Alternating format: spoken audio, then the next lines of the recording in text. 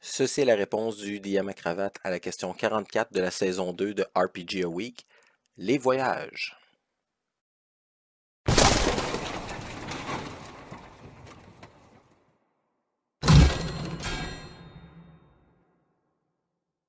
Donc, les voyages sont un peu un mal nécessaire dans un jeu de rôle, que ce soit pour vous déplacer d'une contrée A à une contrée B, d'une planète vers une planète lointaine, c'est ce qui va permettre d'amener l'histoire à un autre niveau, de faire voir des nouvelles contrées, de faire rencontrer des nouveaux personnages et faire vivre de nouvelles aventures. Par contre, pour moi, c'est vraiment la finalité de ce voyage-là qui devient intéressante et non nécessairement le cheminement pour se rendre d'un point A à un point B. Et je vous explique pourquoi. Quand j'étais plus jeune et que j'ai commencé à faire des jeux de rôle, il y a quand même plusieurs années, j'utilisais des chartes, des tables de rencontre, où on brasse des dés finalement et le résultat va nous dire si on croise quelque chose d'intéressant, si on rencontre des créatures à tuer, des ennemis à abattre. Maintenant, je le fais plus. Je trouve que le voyage va simplement être important s'il sert à l'histoire, s'il va apporter quelque chose.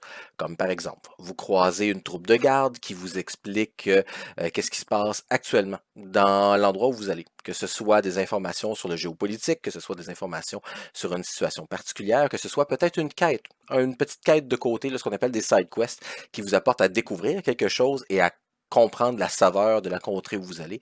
C'est un peu plus ça que je vais aller chercher plutôt que ce qu'on appelle en anglais les random encounters, donc des rencontres au hasard qui dit, bon, ben, vous êtes attaqué par une bande de gobelins qui a peu d'impact sur l'histoire que vous essayez de raconter autour de la table avec les joueurs.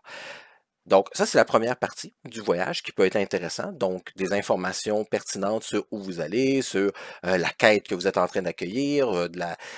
C'est un peu un moment, des fois aussi, pour apporter des informations, pas nécessairement sur le contexte, mais sur le feeling, les sentiments de l'endroit. Donc, par exemple, peut-être décrire la crainte qu'un garde a lorsqu'il s'approche d'une forêt en particulier, ou une histoire qu'il a entendue lorsqu'il était à la taverne qui lui dit que des enfants ont disparu dans cette forêt ou que des lumières la nuit qui vont réveiller les gens et leur faire peur. Donc c'est ça que je vais aller chercher. L'autre partie qui est intéressante, c'est lorsque nos joueurs s'assoient et se mettent à discuter. Donc ils vont peut-être régler des comptes, peut-être revenir sur des histoires qui leur sont arrivées précédemment, euh, peut-être tout simplement faire avancer l'histoire entre leurs personnages ou décrire comment ils se sentent dans l'aventure ou parler un peu de leur historique, donc leur backstory, dans le but de faire avancer ces relations interpersonnelles-là.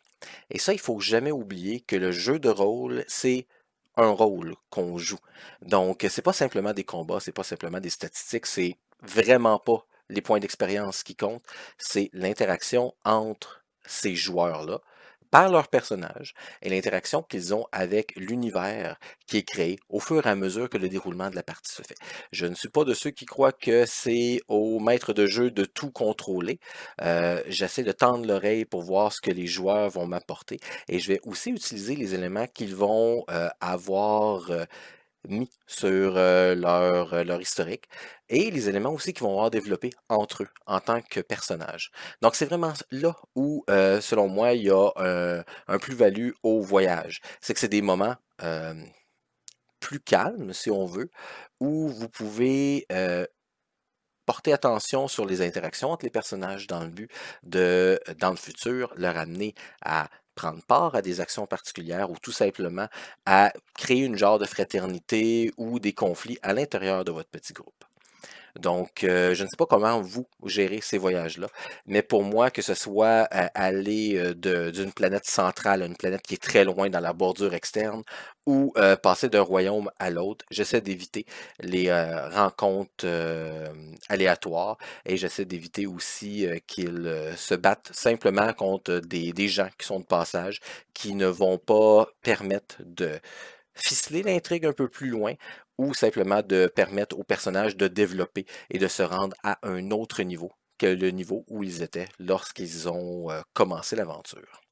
Donc, encore une fois, je vous remercie de m'avoir écouté. Je vous invite à vous inscrire à mon canal YouTube si ce n'est pas déjà fait. Vous pouvez faire un petit pouce en l'air aussi si vous avez apprécié la vidéo.